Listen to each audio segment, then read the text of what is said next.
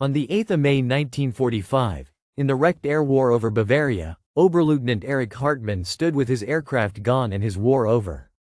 At Pilsen, after Jagdgeschwader 52 had pulled west out of Czechoslovakia and the fighting front had broken apart, Hartmann was on the ground, not in the cockpit of his Messerschmitt Bf 109 G14, the fighter he had flown through the last phase of the war with its single Daimler-Benz DB 605 engine and 20mm cannon. In his memoir with Ursula Hartmann, The Blonde Knight of Germany, he remembered carrying his flying gear and pistol as surrender became immediate, a small soldier's detail from the end of a career built almost entirely at altitude. He was still the Luftwaffe's leading ace, credited with 352 aerial victories, and German wartime reporting had long treated him as a protected symbol of fighter success. Hartmann later said in interviews that he trusted his eyes, his judgment, and the method that had kept him alive. His circle had reason to believe it.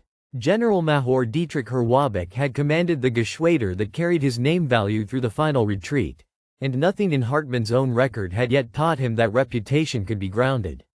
But the conditions that had always made Erich Hartmann dangerous were already being removed around him.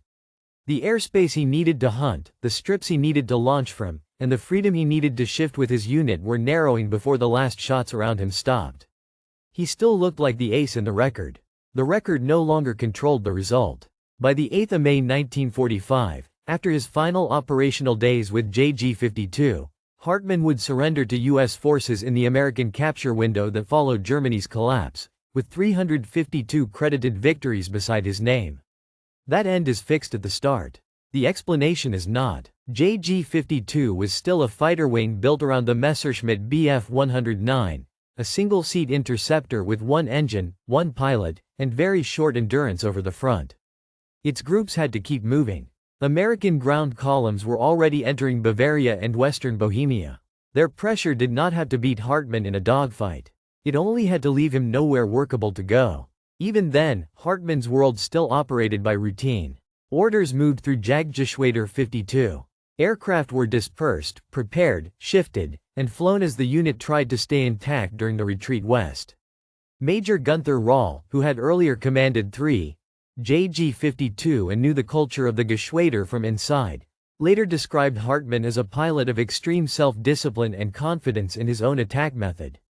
That confidence remained the unit's working assumption. 352 ends and surrender.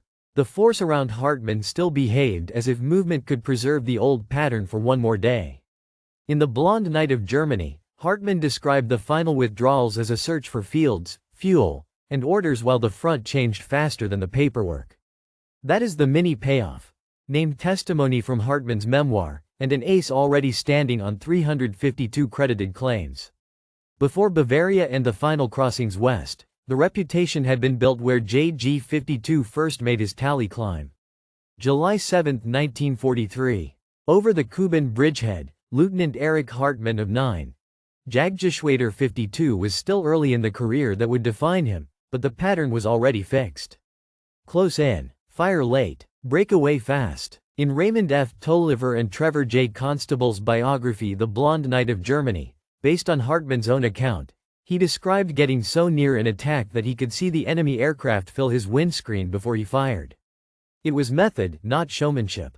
That day, according to Hartmann's wartime claim record as summarized in Luftwaffe victory lists, his total continued to climb on the front where JG-52 built its reputation. The rise was measurable. His first credited aerial victory came on the 5th of November 1942, a date carried in Hartmann's credited claim chronology. By the 2nd of March 1944, the same credited claim record placed him at 202 victories. On that date, the German award record shows he received the Knight's Cross of the Iron Cross. 4 months later, on the 2nd of July 1944, the award rolls show the oak leaves added to that cross after his total had passed 250. Then on the 25th of August 1944, with official Luftwaffe credit lists recording 301 aerial victories, he received the swords. The numbers rose faster than the decorations could keep pace. Inside JG-52, this mattered. The wing already carried famous names: Major Gerhard Barkhorn, another of the very few fighter pilots credited in official Luftwaffe lists with more than 300 victories; Hauptmann Gunther Rahl, a central officer in 3. JG-52 before staff assignments and command changes took him elsewhere. And Generalmajor Dietrich Herwabek, the Geschwader Commodore who commanded the wing through critical phases of the war. Hartmann was younger than the circle that framed him. By late 1944 he was the man whose number was now larger than theirs. The human detail is small and documented. Hartmann's memoir with Ursula Hartmann says he kept his attack simple enough that, after landing, he could still describe one fight in terms of distance, angle, and the moment he pressed the trigger, not a blur of turns. That habit fit the machine he flew. The Messerschmitt Bf 109 gave him speed in the climb and a concentrated nose armament, but little endurance. His victories depended on timing, not loitering. By the 17th of April 1945, the official German credit system had brought him to 352 aerial victories. The total repeated in Hartmann's wartime record and accepted in post-war reference works built from Luftwaffe claims. The award record had already placed him among the Ritterkreuz mit Eichenlaub, Schwertern und Brillanten holders. On the 25th of September 1944, the German decorations list shows the diamonds added after his total had reached 330. Major Gunther Rahl later called him, in his memoir Mein Flugbeck, the most successful fighter pilot of all time. The files agreed on the number. The legend had reached its peak. March 24, 1945. Now the pattern changes. Jagdgeschwader 52 was no longer operating in the large eastern spaces where Hartmann had learned to choose his moment, strike, and return to a familiar field. The war diary trail and movement summaries for late-war Luftwaffe fighter units show constant displacement westward through Hungary, Slovakia, and into the collapsing German rear. Hartmann could still win in the air. On paper, nothing had happened to his method. On the ground, the conditions underneath it were breaking. He lands, and the question is no longer only what he destroyed. It is where the unit can refuel, where the mechanics can work, and whether the strip will still be usable by evening. In The Blonde Night of Germany, Hartmann described the last months as a sequence of moves driven by orders, fuel shortage, and the need to find operating fields before the front reached them. That is the first anomaly in the record. The ace still exists. The system around the ace is losing its shape. American force is now inside the story's operating space. U.S. ground advances into southern Germany and toward western Bohemia, together with sustained American air pressure over transport and communications, narrowed the Luftwaffe's options. A Bf 109 G14 could climb fast and hit hard, but it remained a short-range single-engine fighter. Standard specifications for the G14 place maximum speed at roughly 568 to 590 km per hour depending on altitude and sub-variant, with endurance measured in hours so limited that dispersal and launch location mattered constantly. Move the runway farther back. Damage it. Crowd it with retreat traffic. The fighter's tactical value drops before it ever leaves the ground. German pilots had built their reputations in combat geometry. Altitude, surprise, closing speed. What they increasingly faced in 1945 was operational geometry. Distances between usable strips widened. Fuel allocation tightened. Launch windows shortened because front lines moved faster than paperwork and engineering units could stabilize a field. Hartmann's own victory total still rose into April, which is why the anomaly took time to register. The score suggested continuity. The basing reality did not. Hartmann later wrote in The Blonde Night of Germany that in the end we were always moving, a plain sentence from a pilot whose record depended on stable routine. Official Luftwaffe credit records still carried him upward to 352 victories by the 17th of April 1945. The movement record was telling a different story. April 1945, the reaction began as procedure. Orders shifted JG-52 west. Aircraft and ground personnel were pulled from one field to the next, not to improve operations, but to preserve any operations at all. Generalmajor Dietrich Herwabek's command had to think less about hunting opportunity and more about extraction, serviceability, and whether a group could even remain together during retreat. This is where alarm enters the German side in documents, not as a speech, but as movement orders and shrinking possibilities. Hartmann's circle responded in the only way left. They kept the wing mobile. They flew when a field could still support takeoff. They abandoned places that could no longer be held or used. In Hartmann's memoir, the final withdrawals are described as a search for fields, fuel, and orders. That phrase matters because it reduces the top ace's environment to 3 shortages at once. Not enemies in sight. Preconditions. The same pressure reached command level. JG-52, one of the Luftwaffe's most successful fighter wings by credited claims, was no longer guarding a durable operating zone. It was being displaced toward Bavaria and western Bohemia as American movement on the ground and American control of the air made static recovery impossible. Major Gunther Rahl's later account in Mein Flugbeck praised Hartmann's discipline, but discipline did not build a runway or hold a retreat road open. By the last weeks of the war, the official Luftwaffe claim system still preserved Hartmann's final total of 352 victories, and the unit still carried the prestige of JG-52. Hartmann's own memoir recorded something more important for what came next. The unit was moving because it had to, and each move reduced the space left to choose. Soon the question would no longer be how many victories remained beside his name, but how many airfields remained ahead of him. April 25, 1945. At Deutsch Brod, the withdrawals had become administrative fact. Jagdgeschwader 52 was still in being, still carrying the prestige attached to its score sheets, but the places that allowed a fighter wing to exist were being shed one by one. Hartmann's own memoir, The Blonde Night of Germany, describes the period as a scramble from field to field with crews trying to save aircraft, tools, and fuel before ground movement cut the next route. The detail matters because a Bf 109 unit did not retreat as an idea. It retreated through trucks, Bowsers, spare parts, and strips that could be abandoned in hours. The first tightening came from time. In late April, launches were shortened because units could no longer assume that a field used in the morning would still be serviceable by night. Hartmann's account says orders changed faster than the men on the ground could settle. Ground crews were sent ahead before flying staffs were finished behind them. Some personnel moved by road while pilots waited for the next instruction to relocate by air. That split is quiet in the record but severe. It meant the wing was no longer moving as a complete instrument. April 28, 1945. By then JG-52 was pulling west through Moravia and Bohemia, not to improve its chances in the air, but to avoid being fixed in place on the ground. Hartmann later described fields crowded with aircraft from several units and roads thick with retreat traffic. The pressure here was physical. A fighter needed a runway, a fuel source, and clear access. Retreat columns, refugees, and staff vehicles consumed all three.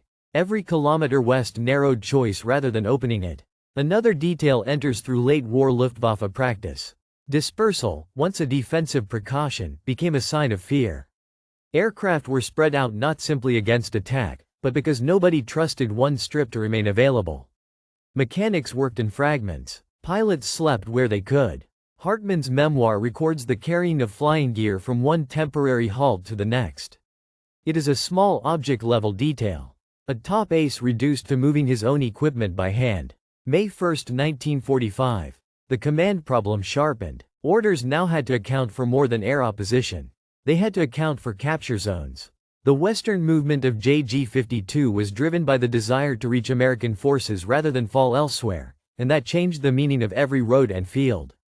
A strip was no longer valuable only because it could launch a sortie. It was valuable because it sat on a route that had not yet been closed. Hartmann states plainly in The Blonde Night of Germany that the unit was trying to get west. That is not romance. It is a final operational objective. The fear in German records from this phase is procedural. Missions were cut back. Relocations took priority over combat.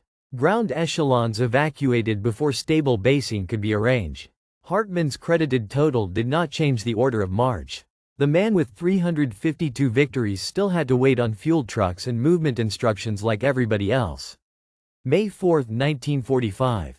By the time the wing was near the Pilsen area, the fighter space had almost vanished. Hartmann's own recollection is that the war had become a search for somewhere to land, somewhere to refuel, and someone who still had authority to issue orders that meant anything on arrival. That kind of sentence appears only at the end of an air force. It shows dread without naming it. Hauptmann Hermann Graf, in his memoir Die Erlebnis eines Jagdfliegers, wrote of the last phase in terms of dissolution rather than battle. A fighter arm reduced to fragments trying to avoid useless loss. Set beside Hartmann's 352 credited victories, The total carried in the official Luftwaffe credit record through the 17th of April 1945. Graf's testimony is the mini payoff here. The elite knew the score remained intact, but the operating world underneath it had collapsed. The open question was no longer whether the ring had closed. It was which American system had made the closure stick. May 6, 1945. When American forces entered Pilsen, the decisive mechanism was visible on the ground. The U.S. Army had not merely advanced into Hartmann's direction of retreat. It had occupied the exact kind of space a fighter wing needed in order to keep existing: roads, towns, fuel points, and usable airfields. The official U.S. Army campaign narrative, Charles B. McDonald's The Last Offensive in the Army's Green Book series, records Third Army's rapid drive through Bavaria into western Bohemia and the seizure of Pilsen on the 6th of May. Once that happened, westward flight stopped being a maneuver and became a coup. This is the reveal. The American system did not have to find Hartmann in the air. It had to make the geography around him non-negotiable. The key was replacement and motion.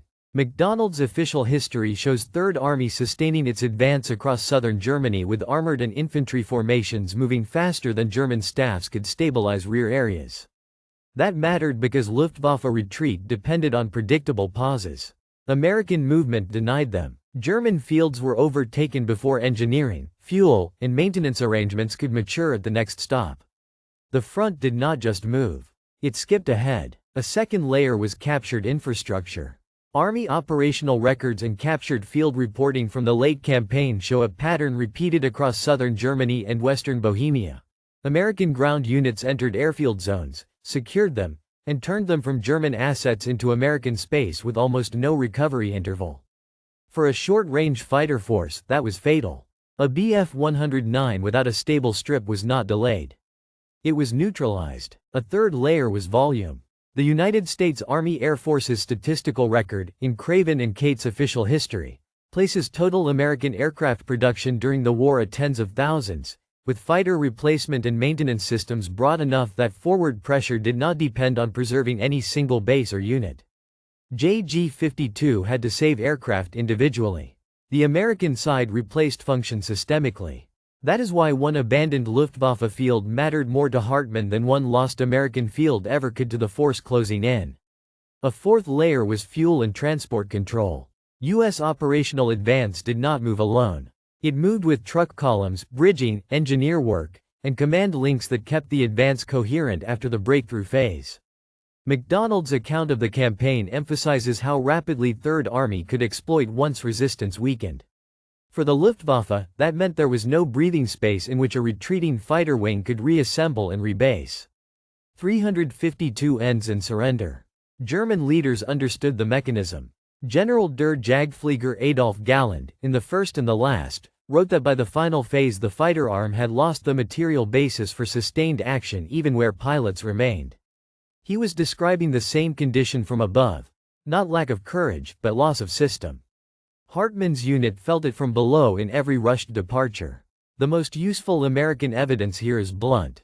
The U.S. Army's own campaign history fixes Pilsen in American hands on the 6th of May 1945. That date matters because it put American ground occupation directly across the western route JG-52 needed. Add the official Luftwaffe credit total of 352 through the 17th of April 1945, and the payoff lands through Galland's testimony. The highest score in the fighter arm existed beside an operational structure that no longer existed at all. After the roads and runways were taken, the remaining question was simple. Who was left for Hartmann to surrender to? May 8, 1945. At Pilsen, Oberleutnant Erich Hartmann reached the end on foot. In The Blonde Night of Germany, written with Ursula Hartmann from his own account, he described carrying his flying kit and sidearm as he and other men from Jagdgeschwader 52 gave themselves up to American troops. The point is not theatrical. It is exact. The most successful fighter pilot in the Luftwaffe record was no longer presenting an aircraft, a formation, or a field. He was presenting himself. His documented fate is clear. Hartmann surrendered to U.S. forces on the 8th of May 1945 and survived the war as a prisoner. That date is carried in standard biographical references and in the surrender narrative repeated in his memoir. The credited total beside him did not move again. Official Luftwaffe credit lists stop him at 352 victories, with the last accepted claims in April. The surrender scene sits inside a larger collapse. American forces had already taken Pilsen on the 6th of May, as Charles B. McDonald's official U.S. Army history records, and the German units moving into that zone were entering an American-held pocket by choice because the alternatives were worse. Hartmann's unit wanted American custody. That fact alone marks the end of control. They were no longer choosing a battlefield. They were choosing the captor. One nearby comparison sharpens the scale. Hauptmann Hermann Graf, another of the Luftwaffe's highest-scoring fighter leaders, survived the war and later wrote in Die Erlebnis eines Jagdfliegers about the disintegration of the fighter force in its final days. He was not the officer taking Hartmann's surrender, and he was not the man standing beside him at that instant, but his place in the same elite circle matters here because it shows the leadership world around Hartmann ending in the same condition. Score intact, system gone. The American face in the scene is best held at unit level because that is what the verified record securely preserves.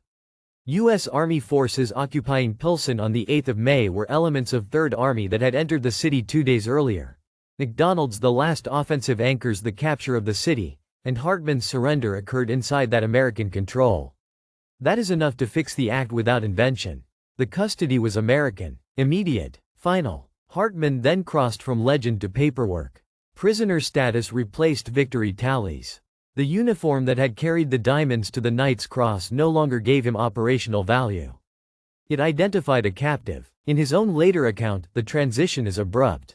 The war ends, the weapon is surrendered, the man waits under guard. No dogfight, no escape flight, no final claim. The statistics now have to be dumped cleanly. Hartmann's 352 credited aerial victories are the number accepted in the official Luftwaffe claim record and repeated in post-war reference works. He flew more than 1,400 combat missions according to the standard totals repeated in his biography and reference entries. He was awarded the Knight's Cross on the 2nd of March 1944, the Oak Leaves on the 2nd of July 1944, the Swords on the 25th of August 1944, and the Diamonds on the 25th of September 1944, each date fixed in German award rolls. He surrendered to American forces on the 8th of May 1945. He survived. That dump matters because it strips the ending of ambiguity. The highest credited score in Luftwaffe history did not end with the pilot killed in action, missing in action, or still airborne at ceasefire. It ended in capture after the runways and retreat routes had already gone. Hartmann's own memoir preserves a human detail from that crossing point. He was carrying his gear himself. After years in which ground staff, unit prestige, and command protection had surrounded the ace, the record closes on a man holding what he can carry. General der Jagdflieger Adolf Galland gave the final testimony that fits the number. In The First and the Last, he wrote that the German fighter force at the end had been broken less by individual failings than by the destruction of its means of action. Set against Hartmann's fixed total of 352 in the official credit record, Galland's judgment is the mini payoff. The score survived to the last page, but the system that once gave it meaning had already failed. What Hartmann said after captivity would decide how he explained that ending himself. 352 credited victories, the total preserved in the official Luftwaffe credit record through the 17th of April 1945. Surrender to American forces on the 8th of May 1945, the date fixed in Hartmann's memoir with Ursula Hartmann, The Blonde Knight of Germany, and repeated in standard biographical references. Prisoner of war status, immediate and American at the point of capture near Pilsen. Transfer from American hands to Soviet custody soon afterward, a documented consequence of the occupation arrangements governing that area. Release from Soviet captivity in 1955. The year given in Hartmann's biographical record. A long post-war life after the war that his score had not saved him from losing. The sequence after surrender was brutal in its clarity. On the 6th of May, Charles B. McDonald's official U.S. Army history the last offensive records Pilsen in American hands. 2 days later, Hartmann entered that American-controlled space as a captive, not as the ace protected by JG-52's prestige. Within weeks, the larger consequence of Germany's division reached him personally. He and other German prisoners who had moved west expecting to remain in American custody were handed over east under the agreed occupation arrangements. The road west had ended. So had the choice attached to it. His unit's fate followed the same logic. Jagdgeschwader 52 did not survive as an operating fighter force. The aircraft that had escaped destruction were surrendered, abandoned, or absorbed into the general wreck of the Luftwaffe. The pilot scores remained on paper. The basing network, fuel system, and retreat structure that had made those scores possible were gone in fact. That is the final statistic underneath Hartmann's 352. Not one more claim. Not one usable escape route. By the time Hartmann's captivity began its next phase, the operational verdict was already fixed. The question left by the numbers was no longer what he had achieved in the air, but what he himself later admitted that ending meant. Hartmann did not spend the post-war years pretending the end had been anything else. In The Blonde Night of Germany, he described the last phase as movement without security, fields without permanence, and orders that lost value before arrival. The language is plain. A pilot whose identity had been built on control was describing a fighter arm that no longer controlled its ground. That is the conversion, not a confession that he had forgotten how to fight, but an admission that fighting skill no longer decided the result.